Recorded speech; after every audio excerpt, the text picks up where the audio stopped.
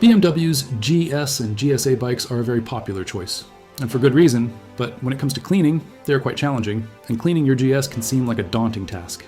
Dirt and grime gets everywhere, deep within these bikes.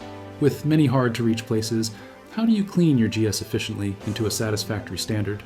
Here, we will show you the areas requiring extra attention and help you to have your GS looking fresh and ready to go again. Starting at the front, the spring always gets filthy and seems to suck as much dirt as it possibly can into your bike. The shocks, spring, radiators, and surrounding all get caked. Wheels. Now cast are fairly straightforward, but spoked wheels, spoked BMW wheels are just no fun. Dirt and grime accumulates and then runs down the spokes, often staining the finish if not kept on top of regularly. Add in BMW's satin finish, and the task becomes even more difficult. This particular finish is quite sensitive, so cleaning should be cautious when considering which chemicals to use. Degreasers and some wheel cleaners can damage or bleach the finish, moving up to the screen and headlight, dirt, bugs, and more. Once dried, this can be a challenge to remove successfully without damaging the delicate screens. Of course, there are more crevices here, sucking in the bugs and dirt to give you a real challenge.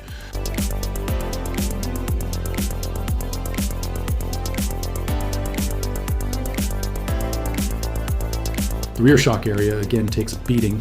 Dirt gets thrown up and runs down, so they really do get attacked from all angles. The rear bike section is yet another challenge. The wheel, swing arm, under seat section, frame, and exhaust all take a hammering. The exhaust always seems to attract tar, which bakes on, resulting in a chemical removal process to avoid damaging the finish.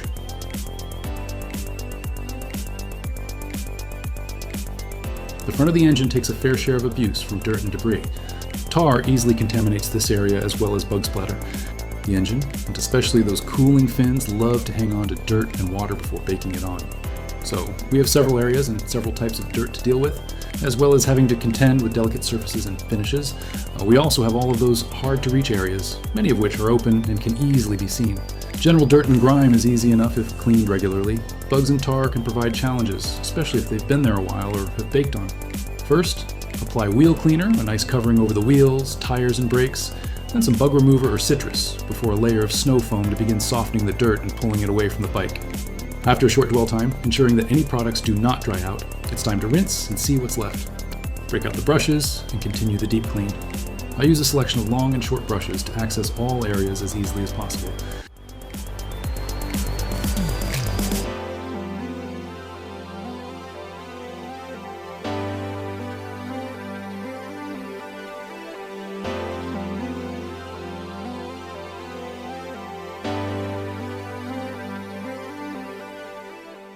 Once you're happy, it's time for a final rinse before drying. Drying is important to avoid watermarks and also essential before applying any protection.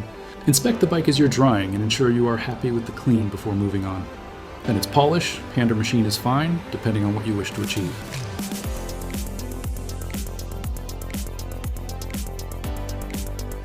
Finally comes protection. After all of that effort, you want to protect what has been achieved. This will make future cleaning easier, as well as looking after your bike. I apply XCP or ACF 50 first, before finishing the paintwork and wheels with a sealant such as a wax or ceramic.